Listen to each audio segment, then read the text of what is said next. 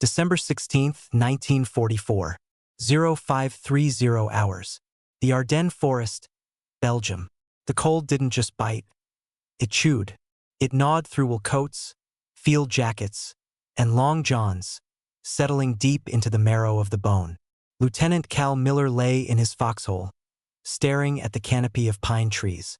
The forest was dead silent, a silence so heavy it felt like a physical weight. The snow was 2 feet deep and frozen hard as iron. Miller was 20 years old. He was the commanding officer of the I&R, Intelligence and Reconnaissance, platoon of the 394th Infantry Regiment. Intelligence was a joke. They had no idea what was happening 5 miles east. Reconnaissance was impossible in this weather. So they were just infantry, 18 men, digging into a ridge overlooking a tiny, insignificant village called Lanzerath. Lieutenant, the whisper came from the next hole. It was Sergeant Red O'Malley, a man whose mustache was currently frosted white with ice crystals. Yeah, Red. My coffee's frozen in the canteen. Again. If the Germans don't kill us, the frostbite is gonna take my toes by noon. Miller cracked a smile, though his lips split when he did. Quit complaining. This is the ghost front. Nothing happens here. We sit tight, we freeze, and in a month we go home. That was the lie they told themselves. This sector was supposed to be a rest area for battered divisions. It was quiet. Too quiet. 0600 hours. The earth moves. The silence broke. It didn't start with a gunshot. It started with a rumble, low and guttural, vibrating through the frozen ground of the foxhole. Miller pressed his ear to the dirt. It sounded like a freight train moving underground. Then the sky behind them turned purple. Crump, crump, crump. Artillery. But not the usual harassment fire. This was a barrage. A wall of steel was walking across the American rear lines. The sound was deafening. A continuous roar that shook the pine needles off the trees. Get on the horn, Miller yelled, grabbing his radio operator, Private Jenkins. Call regiment. Tell them we're taking heavy fire. Jenkins was frantically cranking the field phone. Line's dead, sir. The wires are cut. Try the radio. Static. Just static. They're jamming us. Miller climbed up to the lip of his foxhole. He raised his binoculars. The artillery wasn't hitting them directly. It was hitting the road network behind them. They were being cut off. And then, through the dissipating smoke and the morning mist, he saw them, coming down the road from the east, marching through the village of Lanzerath. They weren't creeping. They weren't using cover.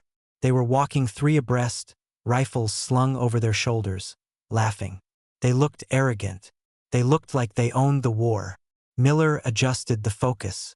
Paratroopers, Fallschirmjäger, the elite, and behind them, tanks, massive, lumbering shapes hidden under camouflage netting. Jesus Christ, O'Malley whispered, sliding into the hole next to Miller. How many? Miller counted. 1 company, 2 companies, a battalion. There's hundreds of them, Miller whispered. Maybe 1,000. And they're heading right for the Losheim Gap.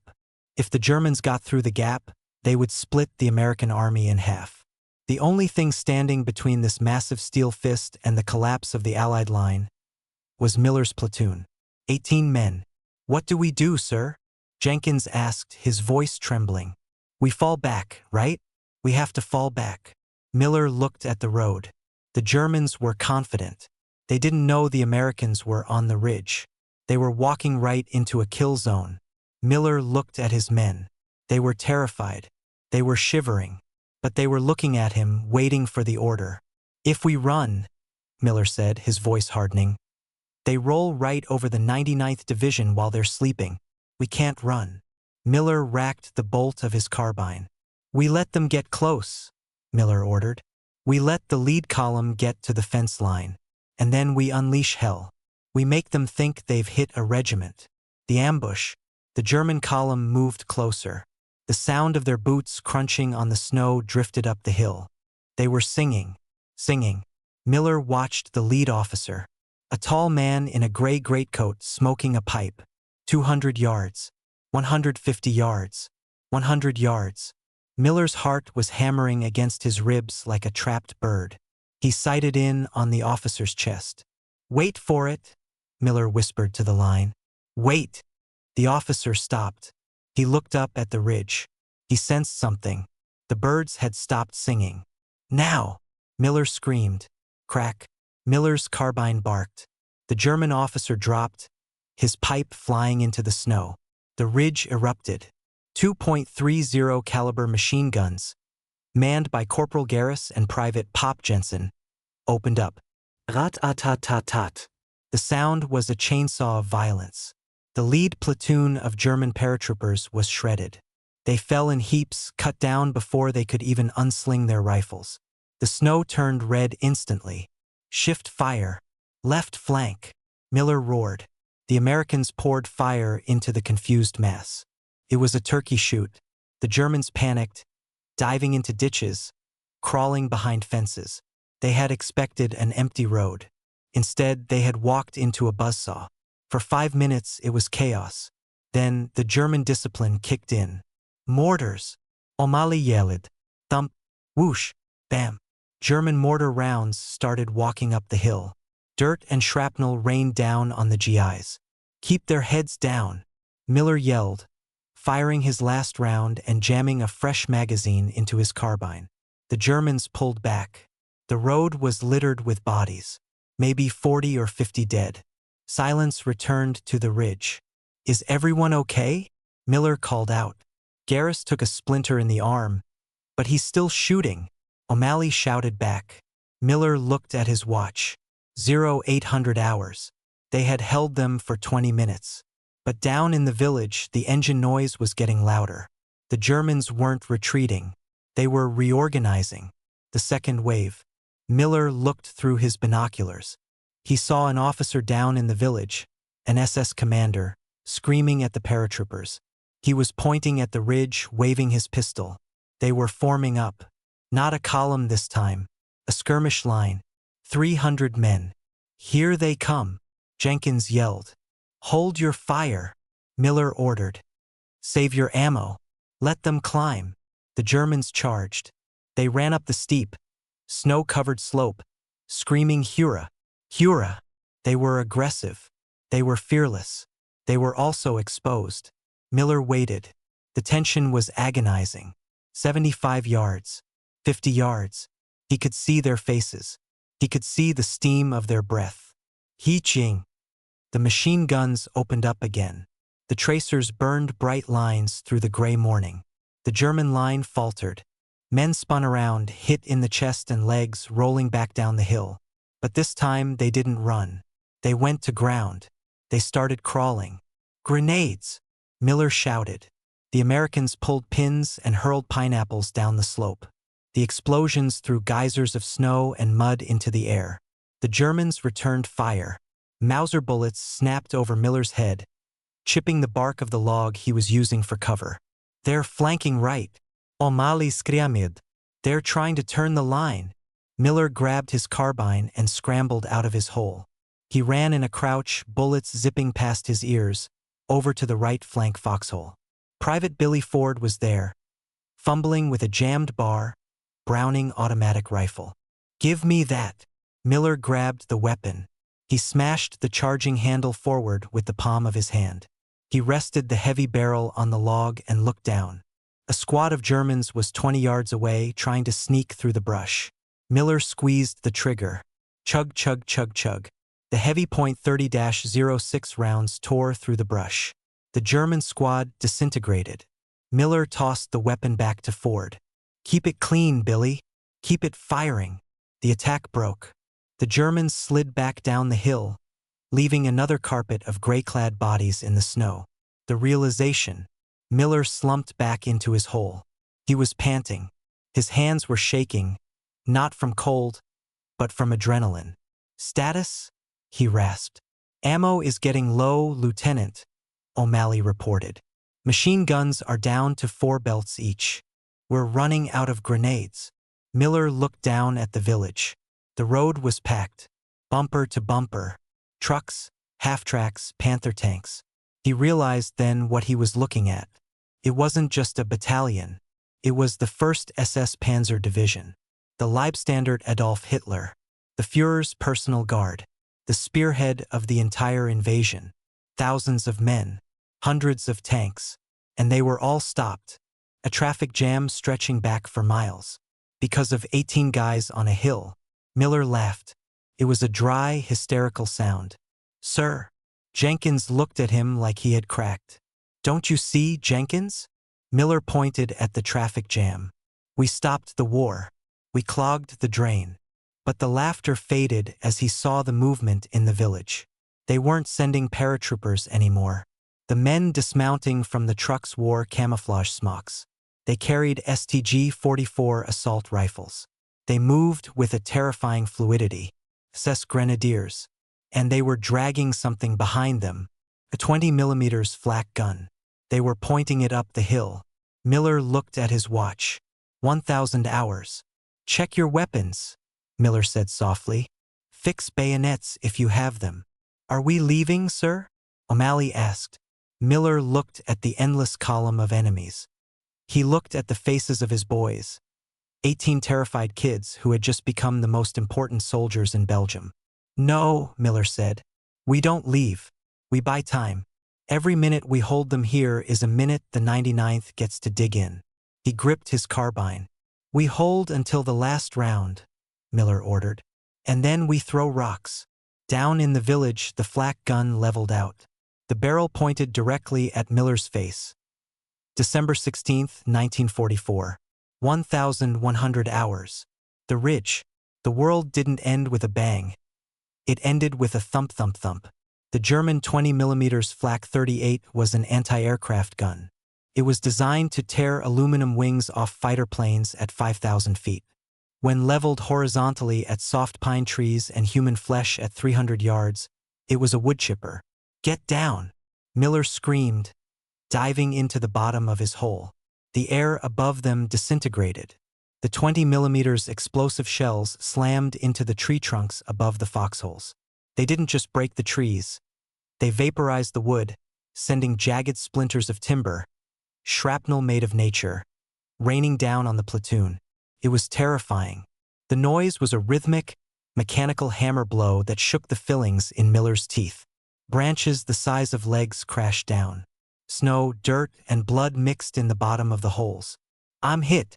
I'm hit!" Private McConnell was screaming from the left flank. Miller couldn't move. The air was filled with steel. The Germans were suppressing them, keeping their heads down so the infantry could advance. "O'Malley!" Miller yelled over the roar. "Status! McConnell is down. Shoulder wound." O'Malley shouted back, his voice ragged. "The radio is smashed. A tree limb took it out." Miller cursed. No radio. No link to regiment. They were ghosts now, totally alone. The firing stopped. The sudden silence was worse than the noise. It meant the gunners were reloading. Or the infantry was close. Miller popped his head up. His helmet was covered in sawdust and snow. The SS Grenadiers were moving. They weren't charging blindly this time. They were moving tactically, using the craters and the fallen trees for cover. They were moving around the flanks. And there were more of them. An ocean of gray. The artillery duel. Suddenly, a figure crawled into Miller's foxhole, tumbling over the lip in a spray of snow. It wasn't one of his men. It was a lieutenant with the artillery patch on his shoulder. Lieutenant James, a forward observer who had been hiding in a dugout further up the ridge with a small team. "Miller," James gasped. "My radio still works. I've got a line to a battery of 105s. Miller grabbed him by the jacket. "Call it in. Drop it right on the road. Smash that flak gun." James grabbed his handset. "Fire mission. Danger close. Coordinates." James rattled off the numbers. He listened. His face went pale. "What?" Miller demanded. "Regiment says." "They say they can't fire," James stammered. "They say they're displacing. Moving back. They don't believe there's a panzer division here. They think we're panicking over a patrol." Miller snatched the handset. He didn't care about protocol. He didn't care about rank. "This is Lieutenant Miller." I am looking at 50 Tiger tanks and 1,000 SS infantry.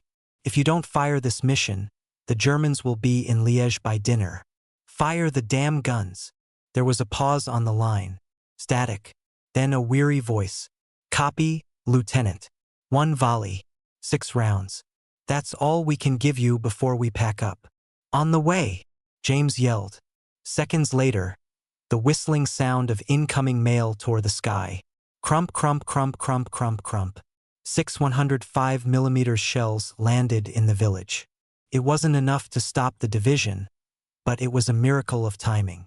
2 shells landed directly on the flak gun crew. The gun was flipped over like a toy. The ammunition cooked off in a brilliant white flash. Another shell landed in the middle of a forming platoon of SS. Bodies were tossed into the air like ragdolls. The German advance faltered. They hadn't expected artillery. They thought the Americans were broken. That's it, James said, dropping the radio. They're gone. Battery is offline. Miller looked down the hill. The flak gun was dead. But the tanks were revving their engines. And the infantry was getting up. Angry. Make every shot count. Miller yelled to his line. Aim for the officers. Aim for the gut. 1,300 hours. The longest afternoon. The battle turned into a grind. A slow, brutal meat grinder. The Germans stopped trying to overwhelm them with speed. They began to dismantle the platoon piece by piece. They set up MG-42s on the flanks, crossing their fire. The Hitler's buzzsaw ripped through the brush at 1,200 rounds per minute. Private Billy Ford, the bar gunner, was the linchpin. He was holding the right flank almost single-handedly. Come on, you Kraut bastards! Ford was screaming, standing up in his hole, firing the heavy automatic rifle from the hip. Come and get some. He was a whirlwind of violence. He cut down a squad trying to sneak through the fence. He suppressed a sniper team in the trees. But the bar eats ammunition. Ammo! Ford screamed. I'm dry. Miller crawled out of his hole. He crab-walked through the trench line, grabbing magazines from the pouches of the dead and wounded. He reached Ford's hole. He threw the magazines. Make 'em last, Billy. I got MLT. Miller looked at Ford. The kid was grinning, a manic, terrified grin. He was 19 from a farm in Oklahoma. Crack. A single shot. Ford's head snapped back. The helmet spun off. He slumped forward over the bar. Billy! Miller grabbed him. The kid was gone. A sniper round through the forehead. Miller felt a cold void open in his stomach. Billy Ford was the best of them. If Billy could die, they were all dead. Miller grabbed the bar. He wiped the blood off the stock. He shouldered the weapon. O'Malley! Miller screamed. Take the right flank. I've got the center. 1,500 hours. The wall of dead. The snow in front of the American position was no longer white. It was a dirty, churned slurry of mud and gray uniforms. The Germans had launched 3 major assaults. 3 times the platoon had repelled them. The Germans were stacking up. Literally. The INR platoon was using the piles of German corpses as range markers. When they crossed the dead guy by the stump, shoot, O'Malley ordered his men. But the platoon was bleeding. Corporal Garris was dead, hit by a mortar. Private Jensen was blinded by shrapnel, sitting in the bottom of his hole, loading magazines by feel for the others. Lieutenant James, the artillery observer, had taken a bullet in the lung. He was wheezing pink froth, clutching his pistol. Miller was down to 3 magazines for the bar. His carbine was empty. He looked at his watch. It had been 9 hours. 9 hours against the elite of the Third Reich. Down in the village, the German commander, SS Obersturmbannführer Joachim Paper, was furious. He had lost valuable hours. He was supposed to be in Antwerp by tomorrow. Instead, he was stuck in a tiny village fighting what he thought was a regiment. He decided to end it. He didn't send a wave. He sent the whole ocean. Here they come. O'Malley yelled. Front and flanks. Miller looked up. The entire hillside was moving. There were no gaps. It was a solid wall of field gray advancing up the slope. They weren't shooting. They were marching. Bayonets fixed.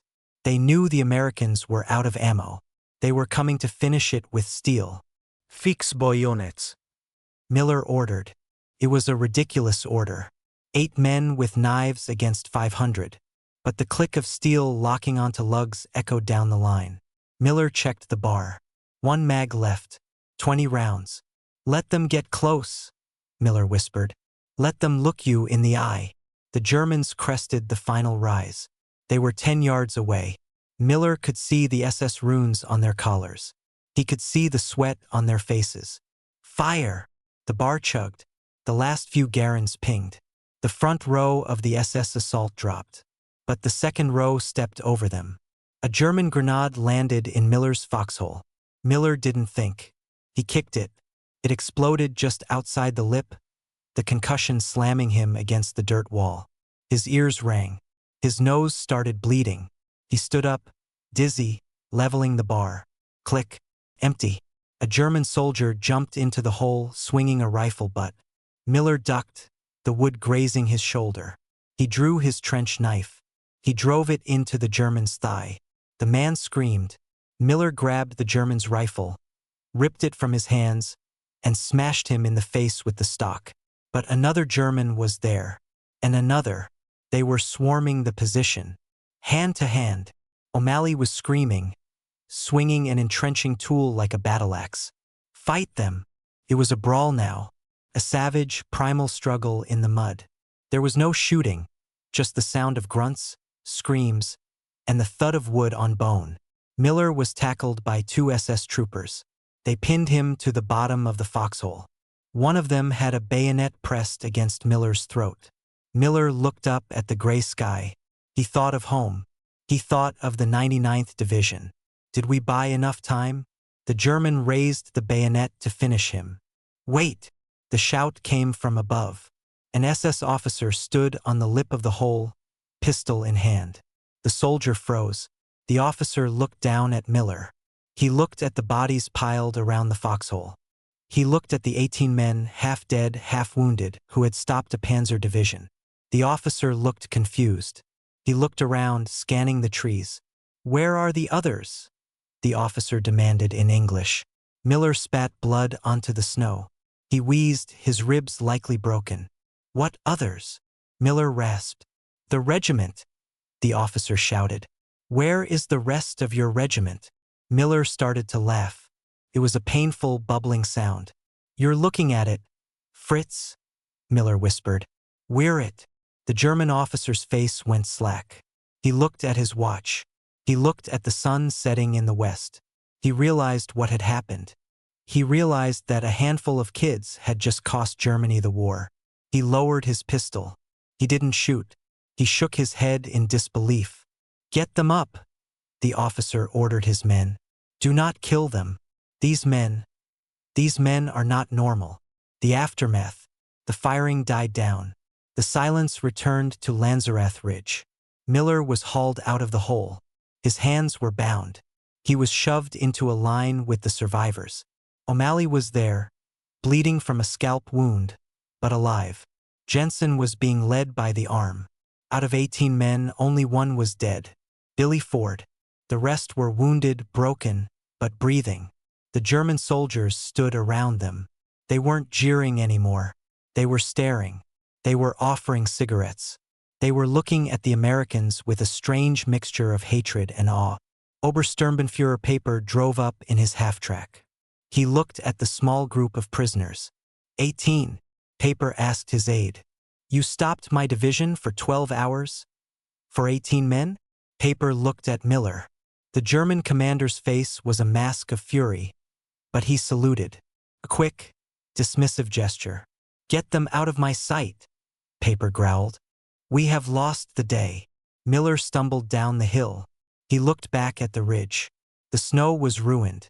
The trees were shattered. But the sun had set. The 1st SS Panzer Division began to move again, their engines roaring in the twilight. But they were late. The roads ahead were now blocked. The 99th Division was dug in.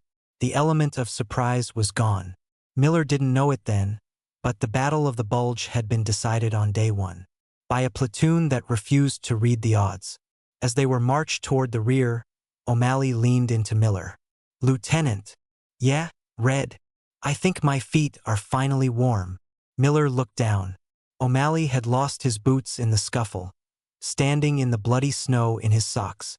"You're a tough son of a bitch, Red." Miller smiled through his swollen lip. "We all are, sir," O'Malley whispered. "We all are." December 16th, 1944. 2000 hours. Café Scholzen, Lanzarat. The Café Scholzen was a small, stone-walled inn that smelled of stale beer, wet wool, and nervous sweat. It had been the platoon's command post that morning. Now it was their prison. Miller sat on the floor, his back against the wood paneling. His lip was split, his ribs were on fire, and his hands were numb. Around him, the survivors of the I and our platoon huddled together. They looked less like soldiers and more like ghosts, covered in frozen mud, blood, and the 1,000-yard stare of men who had seen too much. The door banged open. A blast of freezing air swirled the cigarette smoke. Obersturmbannführer Joachim Peiper stomped in. He was a legend in the German army, ruthless, brilliant, and terrifying. He slapped the snow off his black leather gloves. He ignored his own officers and walked straight to Miller. "Stand up," Peiper ordered. Miller groaned and pushed himself up. He swayed slightly. Peiper stared at him. The German commander held a map in his hand. He looked at the map, then at Miller, then back at the map. "My engineers have cleared the mines," Peiper said, his voice dangerously quiet. "My scouts have checked the woods. They have checked the ridge." Peiper leaned in, his face inches from Miller's. "They found 18 foxholes. They found empty casings. They found American blood. But they did not find a regiment. They did not find a battalion." Peiper paused. "Tell me the truth, Lieutenant. Where are the rest of your men?" Miller looked Peiper in the eye. He didn't have any fight left in his body, but he had plenty left in his soul. "There are no others," Miller rasped. "Just us." Peiper stared at him for a long, agonizing minute. The café went silent. The German officers held their breath. Then Peiper slammed his map down on the table. It wasn't a gesture of anger at Miller. It was a gesture of defeat. 18 hours, Peiper whispered. "I have lost 18 hours. To a handful of children." He turned to his aide. "The schedule is ruined. The Americans will have reinforced the Elsenborn Ridge by now. We are behind. We are fatally behind." Peiper looked back at Miller. There was no hatred in his eyes anymore, only a cold, professional respect. "You have ruined my war, Lieutenant," Peiper said. "Take them away." The march of victory. They were marched out into the night. As they stumbled down the road toward the German rear, Miller finally saw what they had done. The road was a parking lot. Massive King Tiger tanks, Panther tanks, half-tracks, fuel trucks, and artillery pieces were bumper to bumper for miles. The engines were idling, spewing diesel fumes into the cold air. Thousands of German soldiers sat on the fenders, smoking, waiting, cursing the delay. The entire 1st SS Panzer Division, the hammer that was supposed to smash the Allied line, was stuck. O'Malley limped up beside Miller. He looked at the endless line of steel. "Mother of God," O'Malley whispered. "Look at them all, LT. We held back all of that." Miller nodded. Tears froze on his cheeks. "We didn't just hold them, Red. We stopped them." A German tanker, sitting in the hatch of a Panther, looked down at the ragged group of American prisoners. "Americaner?" the German asked. "How many?" 18, Miller said loud enough for the man to hear. The German tanker looked at the miles of stalled traffic behind him. He shook his head and spat on the ground. "Verdammt. Damn it. The lost years." The war didn't end for Miller that night. It was just beginning. They were sent to Stalag camps deep in Germany. They endured lice, starvation, disease, and the Allied bombing raids. They marched hundreds of miles in the snow as the Reich collapsed.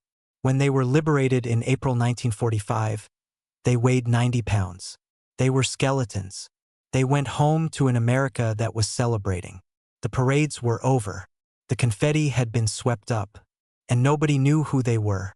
Because the platoon had been overrun, The army assumed they had been captured without a fight. The records were lost in the chaos of the Bulge. There were no reporters on Lanzerath Ridge. No cameras. Miller went back to Ohio. He became a machinist. He married. He tried to forget the sound of the 20mm flak gun. But he couldn't forget Billy Ford. He couldn't forget the look on Paper's face. For 30 years, the Battle of Lanzerath Ridge was a footnote. Historians wrote about the defense of St. Vith and Bastogne. They wrote about Patton and McAuliffe. They ignored the 18 guys who bought the time for those legends to be written. 1981. The White House. It took a campaign of letter writing by the survivors. It took hearings. It took the testimony of captured German officers who admitted that the tiny unit at Lanzerath had broken the back of their offensive. Finally, the truth came out. The ballroom was warm. The chandeliers sparkled. Cal Miller stood at attention. He was 60 years old now. His hair was gray. He wore a suit that was slightly too tight. Next to him stood Red O'Malley, leaning on a cane. Down the line were the others, Jensen with his glass eye, Jenkins, the radio man. The President of the United States stood at the podium. In the annals of military history, the President read, "There are few examples of such complete devotion to duty against such overwhelming odds.